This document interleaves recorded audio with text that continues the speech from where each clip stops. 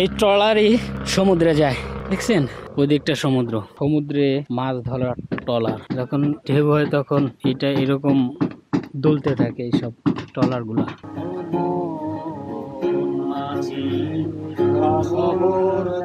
তাদের একটা জীবন চক্র এখানে। এই যে দেখুন ঘুমিয়ে গেছে, এই তাদের জীবন এইরকমই, কাজ করতে করতে ঘুমিয়ে গেছে ক্লান্ত।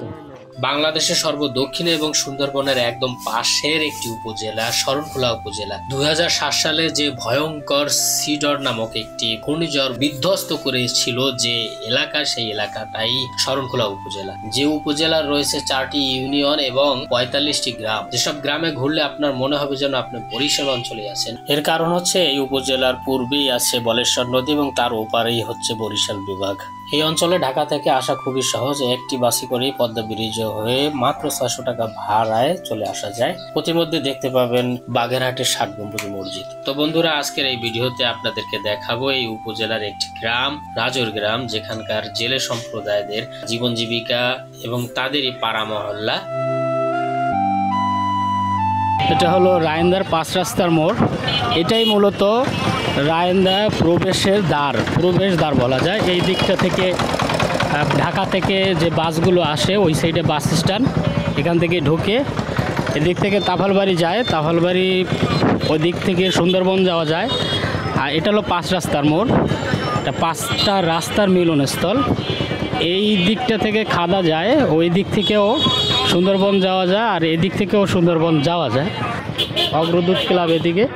আর এই দিক থেকে যায় বাজারে, মূল যে রায়েন্দার বাজার, সে বাজারে যায়। মূলত এই শরণখোলা উপজেলা গ্রামের মূল যে বাজার, টাউন বলা যায়, যে উপজেলা টাউন, সেটাই হলো এইটা।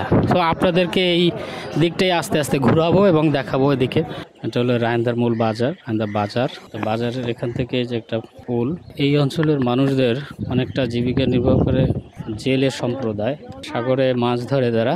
এই যে দেখুন ট্রলার, এগুলো সব সমুদ্রে যায়। আর এই একটা খাল, জোয়ার ভাটা চলে সব সময় 6 ঘন্টা পর পর প্রতিদিন। এই সাইডটা রাজৌর গ্রাম, রাজৌর এবং রায়েন্দা গ্রামের সংযোগ স্থল হচ্ছে এই পুলটি। এগুলো শৈলা, সুন্দরবনের সব শৈলা গাছ প্রচুর পরিমাণে থাকে। এগুলোর ফলটা আর কি জোয়ার ভাটায় ভেসে ভেসে এসেই এই সব খালের পারে এগুলো আবার জন্মায়।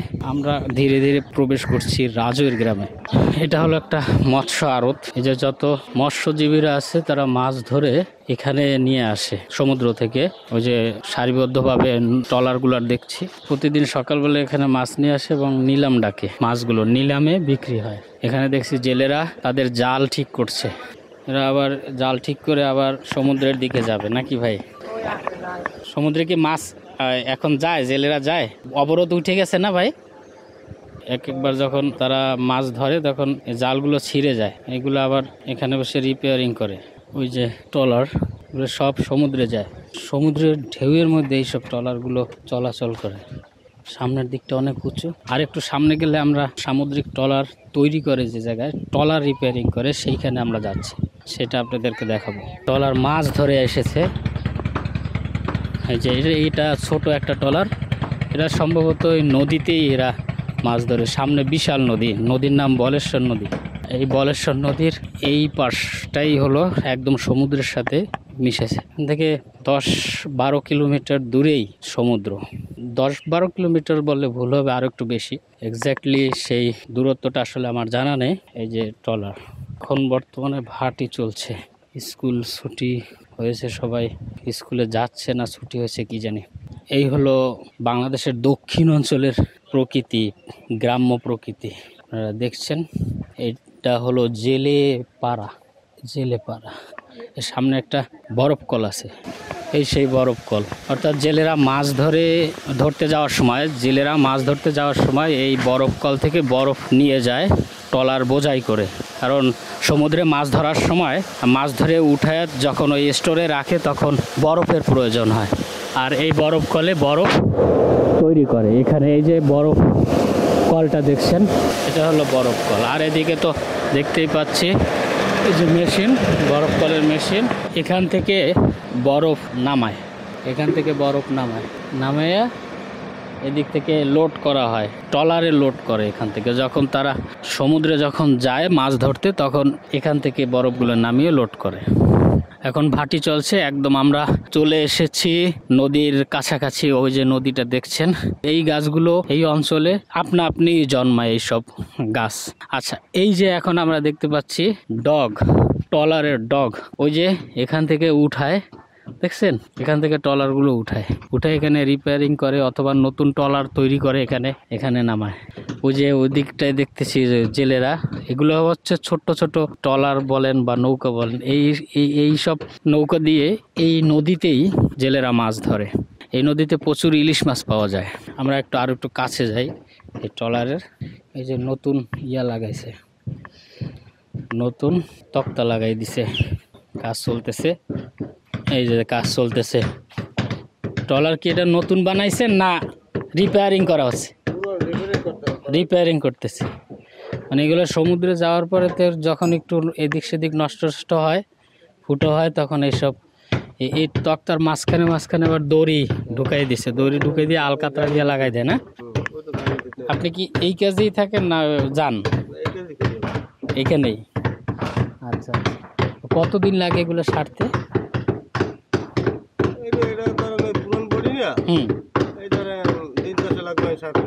7 দিন লাগবে, তারপর আবার নামাই দিবেন। সমুদ্রে যায় এগুলো? প্রচন্ড ঢেউর মধ্যে থাকতে পারে এগুলো? আচ্ছা, এই হচ্ছে নৌকা। এখন তারা হচ্ছে দড়ি ঢুকাচ্ছে, দড়ি, ওই যে যেন পানি না ঢোকে, 2 তক্তার মাঝখানে দড়িগুলো ঢোকাই দিতেছে। এই দড়িগুলোই ঢোকাবে, ওই দড়িগুলোই ঢুকাই দেয় ভিতরে, তারপরে আলকাতরা লাগাই দেয়। দেখছেন, যখন ঢেউ হয় তখন এটা এরকম দুলতে থাকে। এইসব ট্রলারগুলা সমুদ্রের মধ্যে, বিশাল বিশাল ট্রলার।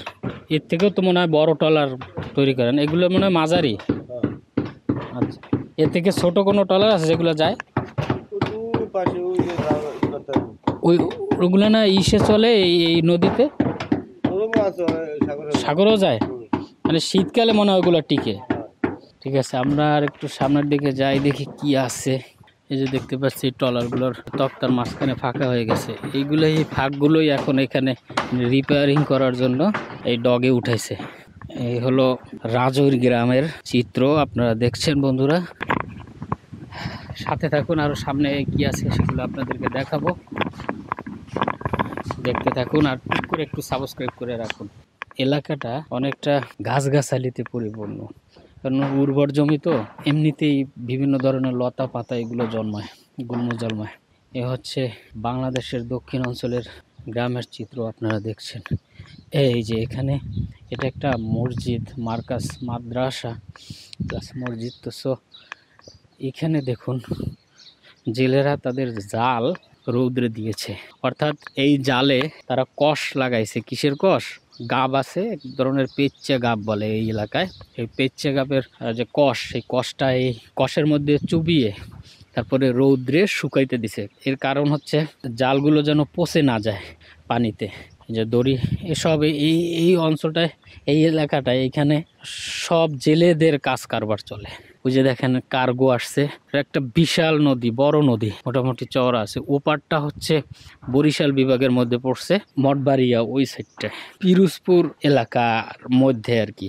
এইখানে দেখুন প্রচুর জাল রে ভাই, প্রচুর জাল। আসসালামু আলাইকুম, কেমন আছেন? আলহামদুলিল্লাহ। কি অবস্থা? আপনারা কি জেলে? এগুলো কি করতেছেন? ওই কষ লাগাইছেন? কষ? হ্যাঁ, বড় ফাঁস আর ছোট ফাঁস তো বুঝি না, একটু বুঝে বলেন তো। হ্যাঁ, এই জালের মাছ নাই, এটা হলো বড় ফাঁস। ও আচ্ছা, মাছটা নাই, আমার মাছ ছোট মাছ। ও এই জন্য পাল্টাইয়ে ছোট ফাঁসেরটা নিয়ে যেতে হবে। ওই কোথায় নিয়ে যাবেন? সাগরে। সাগরে? কতদিন থাকেন সাগরে যাই? সাগরে যদি মাছ হয় আলহামদুলিল্লাহ, আমার যদি আল্লাহ মাছ দেয় 3 দিন 4 দিন 5 দিন লাগে, এমনকি 10 দিন 15 দিন ধরে যায়। তাই? মানে এটা ওই জায়গায় মাছ পাওয়ার উপর নির্ভর করে। পাওয়ার উপর নির্ভর। মানে আমার একটু ইচ্ছা জাগে এরকম যে একটু সমুদ্রে যদি যাইতে পারতাম জেলেদের সাথে মাছ ধরার আর এই প্রকৃতি দেখার জন্য। হয় হাইয়েস্ট যদি 5 দিন হয় তাহলে যাওয়া যায় আর কি। আর যদি পারেন যাইতে পারেন, যদি তুফান খাইতে পারেন বা তুফান বন্যা আছে, হ্যাঁ তুফান বন্যা খাইতেই তো যাবো, তা হেলে যদি মজা তো ওইটাই। দেখতে পারেন তাহলে যাইতে পারেন। ওটা কি ওই এখন তো মনে হয় তুফান নাই, এখন তো শীতকাল না? মানে শীতকালে আর ভয় বেশি, আষাঢ় মাসে যাই, শীতকালে ভয় বেশি। কে আষাঢ় মাসে হলে পুবাল বাতাসটা ছাড়ে, আচ্ছা বন্যা আর এদিকে আওয়ার সুবিধা। আর আজকাল উত্তরে বাতাস ছেলের বাইরে লই যায়, মানে আর শীতকালে পানিও বেশি বাড়তি লবণ থাকে। উত্তর বাতাসে নৌকা আর কি গভীর সমুদ্রে নিয়ে যায়, এই ভয়টা থাকে। এমনি তো তুফানের ভয় থাকে না। তুফান আছে করে, তুফান কোমরে না, বহু তুফান থাকে কই আজকাল। না যাই নাই, না না গেলে তো আর জীবনে যাওয়া হইবে না। না ভাই গেছেন না, যাওয়ানোর কাম নাই, আমরা গরিব গুড়াই দৌড়ি খুব ঠিক না না তারপরে একদিন যাবো। এতে কি ওই গাবের কষ দেন না? না না এই কিসে? কোম্পানিতে কি এইভাবে না এমনি ওই কষ ইউজ করে না, যে যেমন এই যে এইভাবেই গাঙ্গে হইবে, তা এইভাবেই ছাড়বেন? এইভাবেই গাঙ্গে হইবে। ও আচ্ছা, আমি তো মনে করছি যে ওই যাই দেখতাম ছোটবেলা যে কষে ডুবে দেয়। এটা হলো কষা, এটা হলো বাদা জাল। বাদা জাল। বাদা জাল পাতা। এই যে নতুন করে এই জাল তৈরি করছে দেখেন, এই যে ছোট ছোট বুননে, এটা এগুলা কি কতদিন লাগে একটা জাল তৈরি করতে? এইটাই আজকে দিনের ভিতরে ওই যে ওই যে আরো বানবে। বাপ, এগুলো মেশিন, এগুলো আর একটা মেশিন কে বুনে, মেশিন কিন্তু হাতে বান্ধা। এই যে দেখেন কিভাবে জাল বুনাচ্ছে তারা। হ্যাঁ, এই যে নারিকেলের যে ডগার যে শলা থাকে, সেই শলাটাকে ইউজ করে তারা। দড়ির সাথে পুরো জালটা বাঁধছে। ও আচ্ছা, জাল এটা বুনন আছে, এগুলো কি কিনতে পাওয়া যায় না? ও আচ্ছা, এখন হলে আপনারা এইটার সাথে লাগাচ্ছেন। ও এই যে পুরো এইটা, এগুলো মনে হয় লাগাবে সব। এই হলো বন্ধুরা, আপনারা দেখতেছেন যে দক্ষিণ অঞ্চলে মানুষ কিভাবে জীবন ধারণ করে, জেলে সম্প্রদায়েরা তাদের একটা জীবন চক্র এখানে। এই যে দেখুন ঘুমিয়ে গেছে, এই তাদের জীবন এরকমই, কাজ করতে করতে ঘুমিয়ে গেছে ক্লান্ত। আর এইটা হলো মার্কাস মসজিদ, বড় একটা মসজিদ এই এলাকায়। ঠিক আছে, দেখতে থাকুন, আমরা আর একটু সামনে যাই। ওই এই যে এর সবাই মনে হয় জেলে না, এখন আছে তারা বিরতিতে, কর্মবিরতিতে। কতদিন আগে আসছিলেন এই জায়গায়? আমরা আসছি কালকে নদীর দিয়া। আবার যাবেন মনে হয় 2-1 দিনের মধ্যে, না? বলতে পারি না, নদীতে কোনো মাছ পোনাই নাই, একদম জিরো। সমুদ্রে যান না? হ্যাঁ, সমুদ্রে কি মাছ এখন কম? একদম কম। এই এই সময়, এই শীতকালের সময় কি ওই কি মাছ পাওয়া যায়? লইট্টে মাছ এইগুলো মনে হয়। লট্টে মাছ ওইটি পাইবে এখন আপনার বাদা জাল যারা পাতে হেরা। আমরা তো ধরি ইলিশ মাছ, অন্যান্য সাদা মাছ এই ধরি আমরা। ইলিশ মাছে এখন পাওয়া যাবে? যাইবে পাওয়া, কিন্তু খুবই কম সীমিত। সবাই এখন এই লেজার কাটাচ্ছে তারা। ঠিক আছে, আমরা 17 জন এক ট্রলারে যান, 17 জন। আপনাদের পূর্বাভাস জানাইলে তো আপনারা আবার ব্যাক করে যান, এরকম কিছু না? কখনো বিপদ আপদ হয়েছে এরকম অভিজ্ঞতা আছে? না, আমরা পর্যন্ত ওই ইসে পড়েন নাই, করিও না এবং থাকিও নাই। থাকেন নাই, মানে ওইটা যারা ওই বেশি লোভ করে থাকতে যায় তাদের এই ঝামেলা। এই ঘটনা ঘটে। আমরা যখনই সিগন্যাল উঠে যায়, হ্যাঁ, তখনই আমরা কিনার ফেললে। আচ্ছা আচ্ছা। ওই সুন্দরবনের পাশেই মনে হয় থাকেন ওই সময়, নাকি? জি। আর এই নদীর এখন দেখা যাচ্ছে না, আসলে শীতকাল পড়তেছে তো, যার কারণে সম্পূর্ণ সাদা হয়ে আসছে। এখান থেকে সুন্দরবনের যে গাছগাছালি তা দেখা যায় কাছে, এখান থেকে 12-13 কিলোমিটার দূরে সুন্দরবন। সুন্দরবনের পরে সেই সমুদ্র, যেখানে তারা মাছ ধরতে যায়, দিনের পর দিন থাকে, এক ধরনের জীবন যুদ্ধ বলেন। বন্ধুরা, এখানে দেখা যাচ্ছে কিছু মাছের পোনা, তারা এরকম পুকুরে আটকিয়ে রাখে জাল দিয়ে। আপনারা দেখতে পাচ্ছেন মাছের পোনা, এগুলো কি মাছের পোনা? সম্ভবত ভাটা মাছের পোনা। ওই যে মাথার চোখ উপরে উঠায় রাখছে, এ দিয়েই বুঝতে পারছি যেগুলো ভাটা মাছের পোনা। এখান থেকে এরা সেল দেয় বিভিন্ন হ্যাচারিতে, বা তারপরে পুকুরে চাষ করে। এই যে খেজুর গাছ দেখুন, কত সুন্দর পরিবেশ। খেজুর গাছ দেখেননি কতদিন হয়েছে, অনেক খেজুর গাছ। এই নদীর পাড়ে প্রচুর লোকজন বিকেলবেলা আসে ঘুরতে। আমরা এখান থেকে বের হয়ে যাব। কোথা থেকে বের হব? দুই পাশে প্রচুর গাছগাছালি, দেখুন কত সুন্দর পরিবেশটা, দেখুন অনেক সুন্দর চমৎকার একটা পরিবেশ। এখানে এটা হলো বট গাছ বলে, এটারে বট গাছে অনেকে এসে এখানে লেজার কাটে। ভাইজান কেমন আছেন? আলহামদুলিল্লাহ। স্কুলে পড়াশোনা করেন নাকি? এই কলেজে? আমিও এই কলেজে পড়ছি, কলেজের স্টুডেন্ট আমিও। তা কি করতেছেন? একটা গান বাজান না। এই বলেশ্বর নদীর তীরে বট গাছের নিচে ভাইয়ের পারফরমেন্স একটু দেখবো। আর যা পারেন ওইটাই শুনি না। ভাইয়ের নাম কি? রিয়াজ। আপনি এখানে আছেন? আমাদের বাসায় এখানে আচ্ছা, একটা সুর ধরেন দেখি একটু। হ্যাঁ, রেডি। ক্যামেরাম্যানে এই পেজ দিয়ে তাহলে ভালো হতো। আচ্ছা, ওদিকে যা, ঘুরে যাও। রেডি, 1 2 3।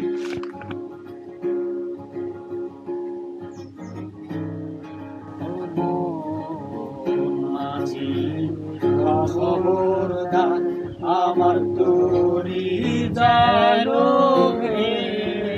না, আমার রূপটা যেন ডুবে না। মোর মাঝি খবরদার।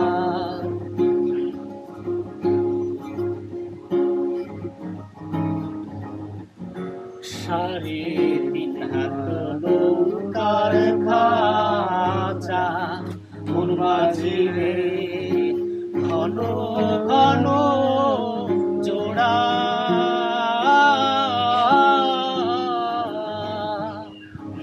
সাড়ে 3 হাত নৌকার খাঁচা, মন মাঝি রে ঘন ঘন জোড়া।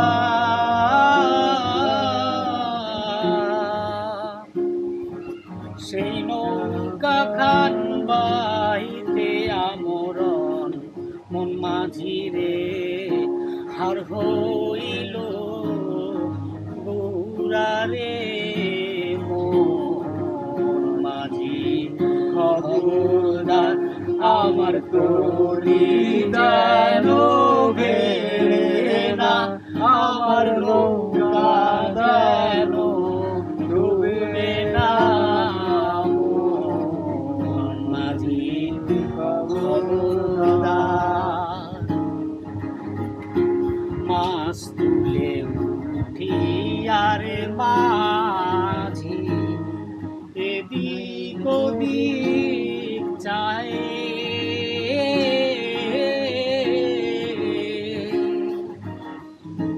মাছ তুলে উঠি আরে মাঝি, এদিক ওদিক চায়।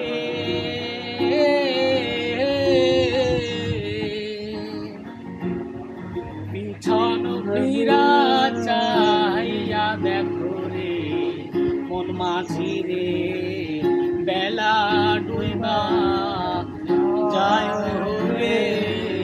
মন মাঝি খবরদার আমার তোরি যেন ডুবে না, আমার নৌকা যেন ডুবে না।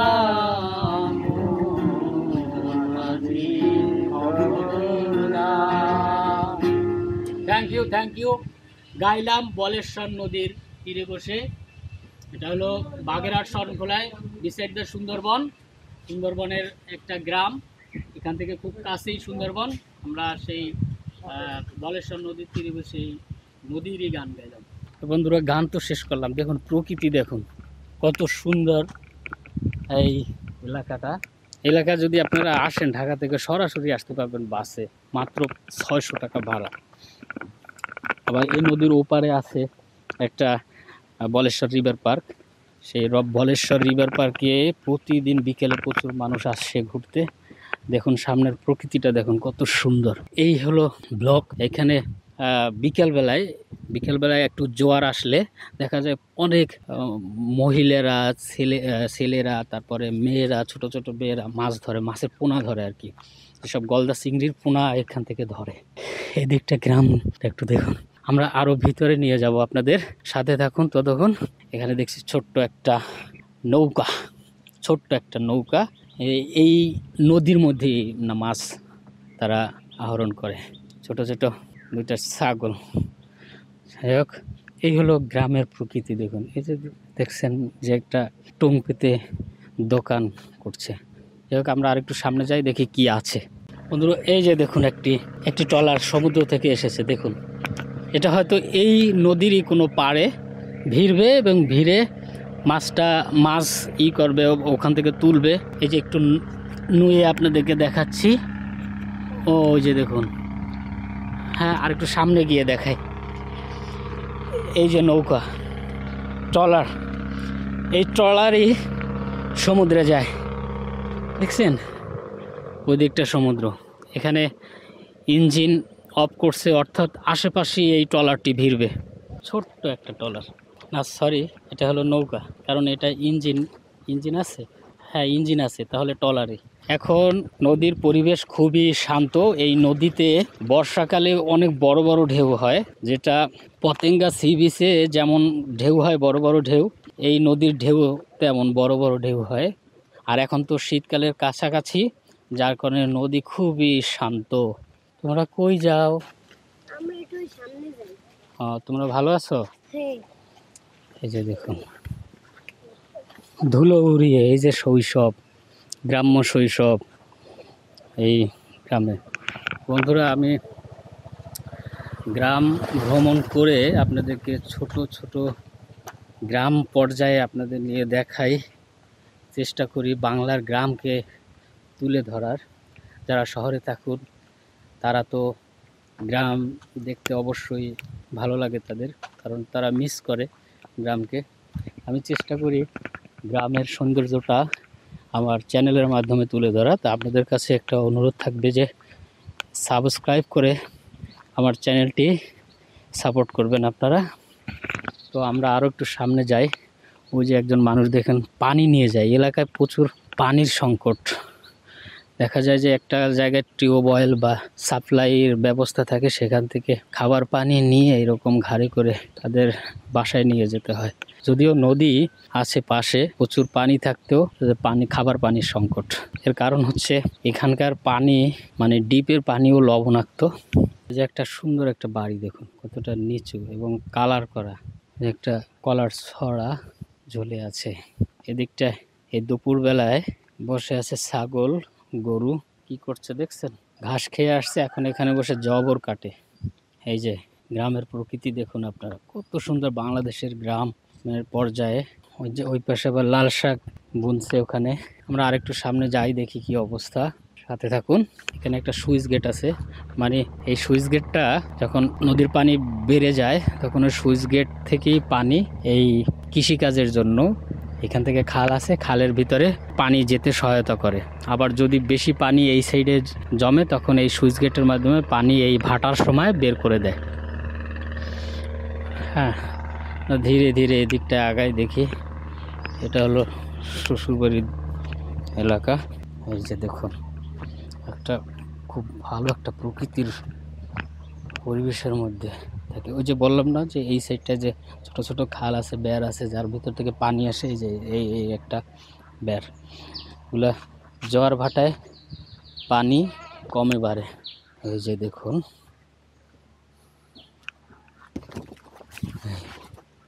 এই হচ্ছে আমার শ্বশুর বাড়ি এটা। হ্যাঁ, সবাই কাজে ব্যস্ত, পেছনটায় সবাই কাজে ব্যস্ত। আমি যে আসছি তা জানেও না, টুক করে গিয়ে ঢুকে পড়বো, ঠিক আছে?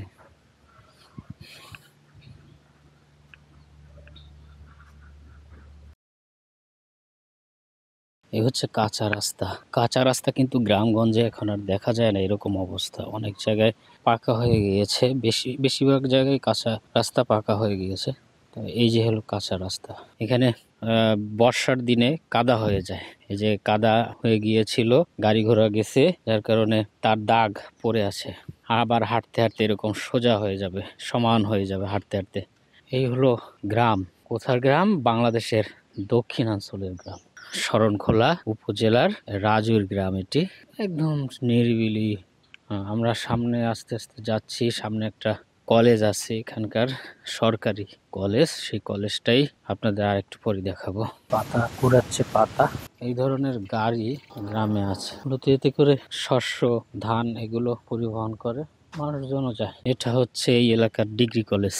ডিগ্রি কলেজ না, এখন অনার্স কলেজ হয়ে গেছে সরকারি।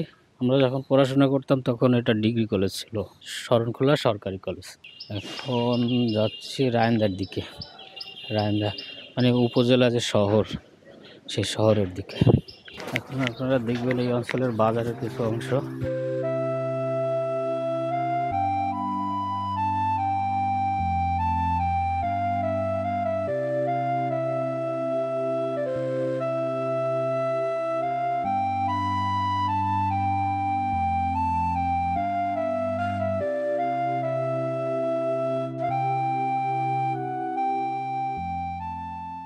এই এলাকার সবচেয়ে বড় মাঠ এটা। এখানে বিভিন্ন ধরনের প্রতিযোগিতা হয় খেলার। এটা স্কুল মাঠ, রায়ন্দা পাইলট হাই স্কুল মাঠ। পুরো এলাকার বিভিন্ন গ্রামের খেলোয়াড়দের নিয়ে একটা টুর্নামেন্ট অনুষ্ঠিত হয় এই মাঠে প্রতি বছর। এখন হাঁটছি গ্রামের অলিগলির ভিতরের রাস্তা দিয়ে, মানে উপজেলা শহরের গ্রামের অলিগলির রাস্তা দিয়ে। তো আজকে এই পর্যন্ত। সবাই ভালো থাকবেন। আগামী দিন আবার আরেকটা গ্রামে নিয়ে যাব। ততক্ষণ ভালো থাকুন। আল্লাহ হাফেজ। এবং চ্যানেলটি সাবস্ক্রাইব করে রাখুন। আল্লাহ হাফেজ।